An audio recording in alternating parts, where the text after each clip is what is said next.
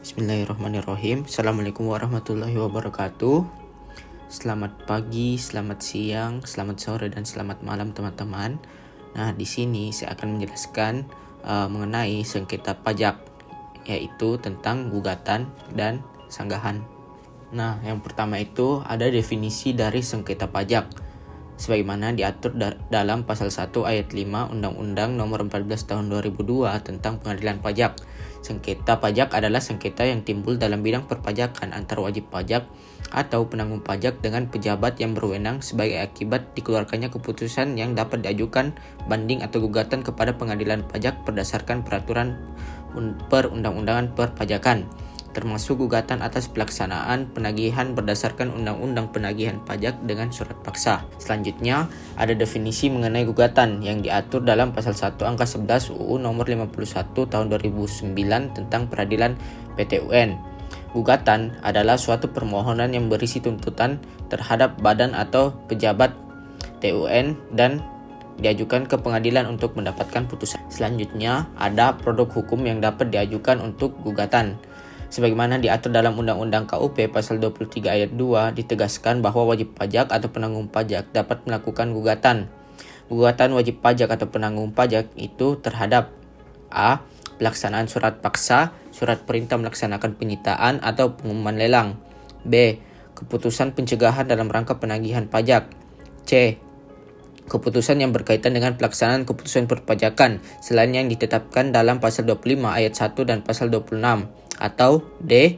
Penerbitan surat ketetapan pajak atau surat keputusan keberatan yang dalam penerbitannya tidak sesuai dengan prosedur atau tata cara yang telah diatur dalam ketentuan peraturan perundang-undangan perpajakan.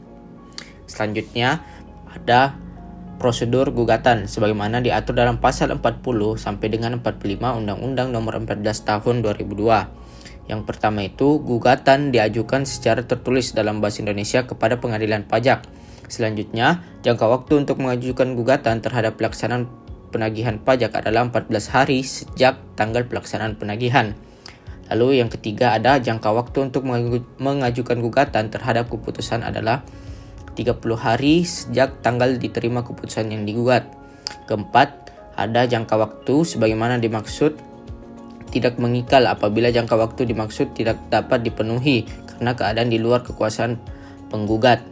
Kelima, ada perpanjangan jangka waktu sebagaimana dimaksud adalah 14 hari terhitung sejak berakhirnya keadaan di luar kekuasaan penggugat. Lalu, keenam, ada terhadap satu pelaksanaan penagihan atau keputusan diajukan satu surat gugatan.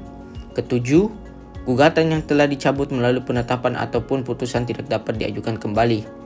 Lalu yang ke-8 ada gugatan tidak menunda atau menghalangi dilaksanakannya penagihan pajak atau kewajiban perpajakan. Lalu ke-9 ada penggugat dapat mengajukan permohonan agar tindak lanjut pelaksanaan penagihan pajak ditunda selama pemeriksaan sengketa pajak sedang berjalan sampai ada putusan pengadilan pajak. Selanjutnya kita akan membahas terkait yang dapat mengajukan gugatan sebagaimana diatur dalam pasal 41 Undang-Undang Nomor 14 Tahun 2002. Yang pertama, gugatan wajib pajak diajukan oleh wajib pajak, ahli warisnya, atau seorang pengurus atau kuasa hukumnya. Lalu, yang kedua, apabila selama proses gugatan pemohon gugatan meninggal dunia, gugatan dapat dilanjutkan oleh warisnya, kuasa hukum dari ahli warisnya, atau pengampunnya dalam hal pemohon gugatan pailit.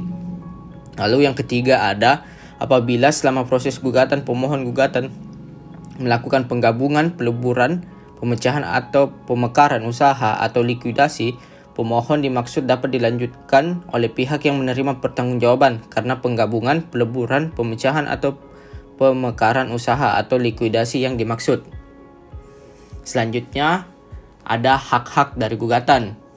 Yang pertama itu ada pemohon gugatan dapat melengkapi surat gugatannya untuk memenuhi ketentuan yang berlaku sepanjang masih dalam jangka waktu 14 hari sejak diterimanya keputusan yang digugat. Kedua ada pemohon gugatan dapat memasukkan surat bantahan dalam jangka waktu 30 hari sejak tanggal diterimanya salinan surat uraian gugatan. Yang ketiga, dapat hadir dalam persidangan guna memberikan keterangan lisan atau bukti-bukti yang diperlukan sepanjang memberitahukan kepada Ketua Pengadilan Pajak secara tertulis. Keempat, dapat hadir dalam sidang pembaca putusan. Terus kelima, dapat didampingi atau diwakili oleh kuasa hukum yang telah terdaftar atau mendapat izin kuasa hukum dari Ketua Pengadilan Pajak. Yang keenam, dapat meminta kepada majelis kehadiran saksi. Selanjutnya, terkait pembahasan mengenai pencabutan gugatan. Yang pertama, terhadap gugatan dapat diajukan surat pernyataan pencabutan kepada Pengadilan Pajak. Lalu yang kedua, gugatan yang dicabut tersebut dihapus dan daftar sengketa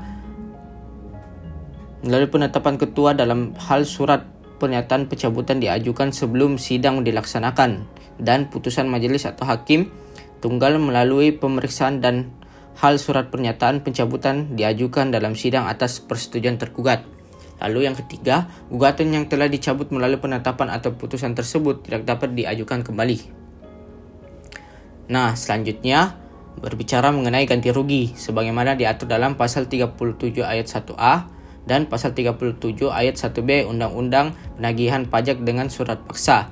Dalam hal gugatan wajib pajak atau penanggung pajak terkait pelaksanaan penagihan dikabulkan oleh pengadilan pajak, penanggung pajak dapat memohon pemulihan nama baik dan ganti rugi kepada pejabat. Besarnya ganti rugi tersebut ditentukan paling banyak sebesar 5 juta rupiah, namun dapat berubah seiring dengan keputusan Menteri Keuangan. Lalu, selanjutnya ada terkait masalah sanggahan.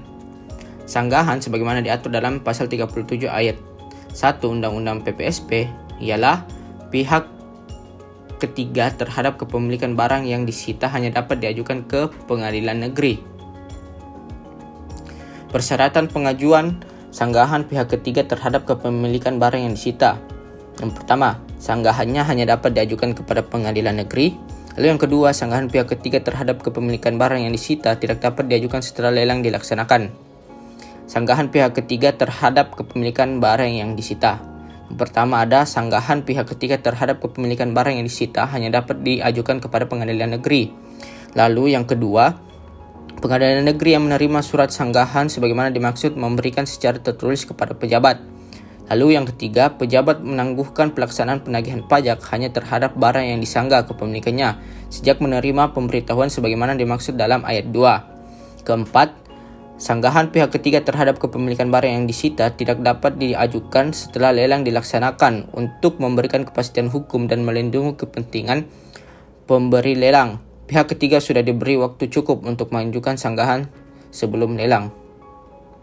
Mungkin itu saja yang dapat saya sampaikan. Mungkin semoga ilmunya bermanfaat dan dapat berguna. Sekian dan terima kasih. Assalamualaikum warahmatullahi wabarakatuh.